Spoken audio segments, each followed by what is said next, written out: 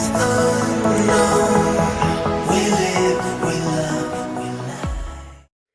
البنات، نتمنى من الله تكونوا كاملين بخير وعلى خير. اليوم رجعت معكم فيديو جديد بوصفه جديده اللي هي البيتزا السائله. كتوجد الدقائق واللي كنطيبوها غير في المقله ولا ما كنطيبوها في الفران. بقاو معايا شوفوا طريقه التحضير وشوفوا المقادير. بسم الله على بركه الله. نبداو بالمقادير. نعطيكم المقادير ديال العجين، من بعد ندوزو للمقادير ديال الحشوه.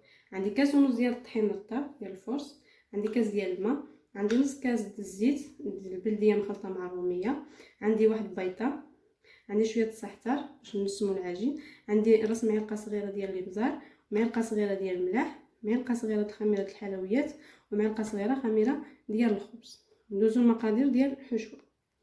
عندي هنايا كفته مشحره في شويه ديال الزيت ومليحه وشويه ديال الابزار، عندي بصيله مشرده حتى هي في شويه الزيت المليحه والابزار، عندي لاصوص طوماط، عندي الزيتون مقطع صغير وزيتون كحل، وعندي الجبن، وعندي الزعتر حتى هو كذلك باش نعملو في الاخر. الحشو كتبقى على حسب الذوق، باش ما بغيتو كتعملو كتعمرو. نبداو على بركه الله. نوجدو دابا العجين ديالنا السائله.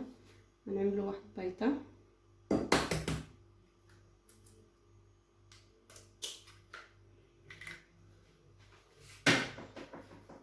نعملو نص كاس الزيت،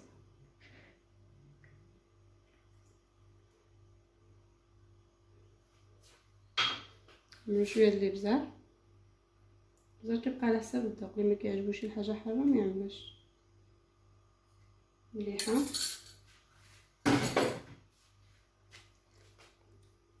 نضيفو شويه د الزعتر، نص زعتر، معلقه صغيره قول، نضيفو خميره الخبز وخميره ديال الحلويات.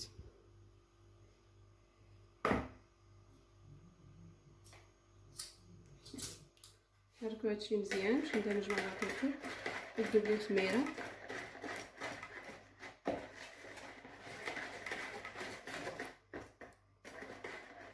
صافي ملي ندمج الخليط مع بعضو.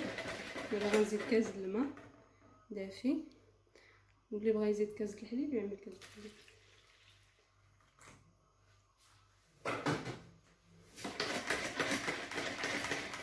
نضيفو الطحين يكون مغلول من قبل.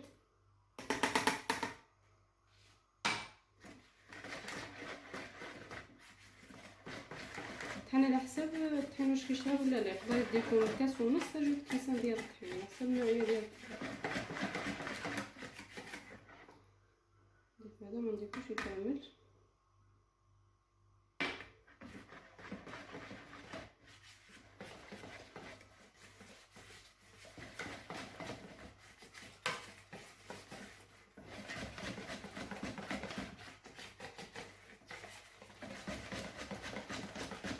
ديك الشكل بقى لي ديال الطحين. انا درت لي كاس ونص نيشان. تقدروا لا تحركوا الخليط باش جاري، تقدروا تزيدوا مغرفه كبيره حتى يولي مغارف.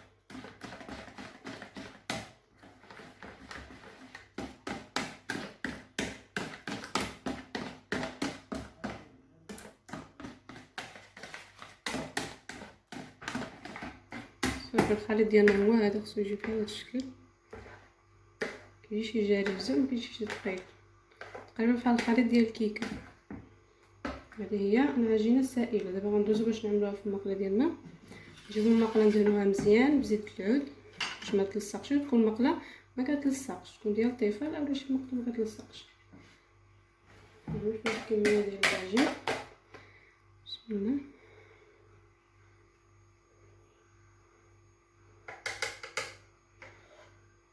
بالنسبه للعجين كتعملو غير شويه، حيت هي راه تزيد فيها الخميره غادي تكبر.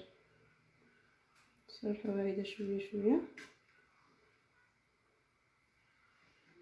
من بعد ما عوضت العجين ديالي في هاد المقله، دابا غنديها باش نعملها فوق البوطه. العافيه تكون مهيله، يعني ديوها لاصغر راس عندكم ديال البوطه عملوها فوق منه الظهر مهيله، وعملوا فوق منها شي غطايه باش ديك الربو يرجع فيها باش طيب. دابا غنطيبوها غير نص طياب ونجيبوها نعملوا لها الحشوه ديالها عاد نرجعوها تكمل طياب. بقاو معايا. هي هذه دابا من بعد ما عملناها فوق البوطه ما دارتش بزاف الوقت، شي 2 دقائق حتى 3 دقائق صافي نشفت كما كتشوفوا معايا هي ناشفه. دابا غندوز باش نعمل لها الحشوه ديالها ونرجعها فوق البوطه ونعمل ليها واحد الغطايه وخليته يذوب الجبن صافي. ديك الساعه كتكون طابل، يعني مع التحريك ديالها نبقاو نقلبوا في المقله هيدا باش تطيب جميع الجوانب وصافي. دابا ندوزو باش نعملو الحشوه ديالنا. نضرب لاصوص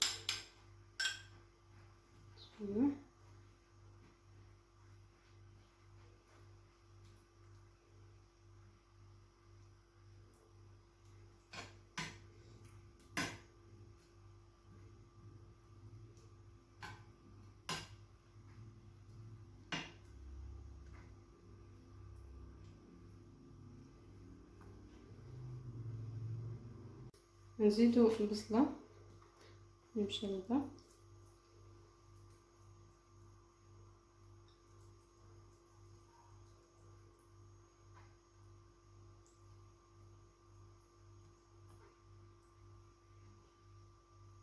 بالنسبه للحشوه باش ما بغيتو كتعمرو.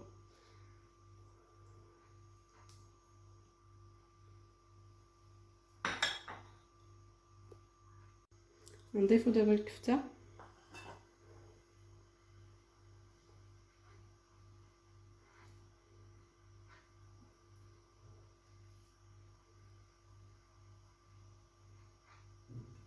كلكم تعمروا الطون باي حاجه ماشي ضروري نفس الحشوه.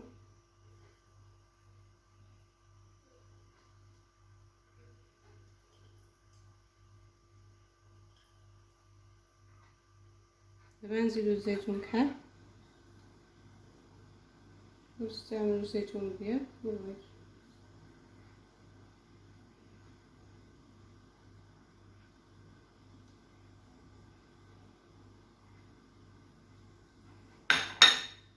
صافي دابا نزيدو الجبن.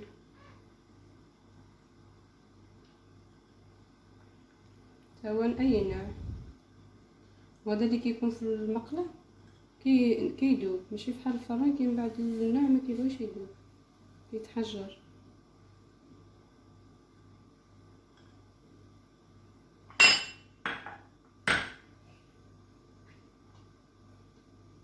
نضيف شويه ديال الزعتر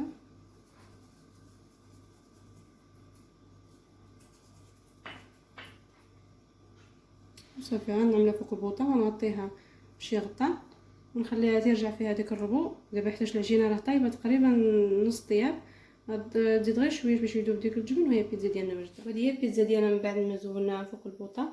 ها هي كتجي كيذوب داك الجبن، كتجي دايبه، كتجي رائعه.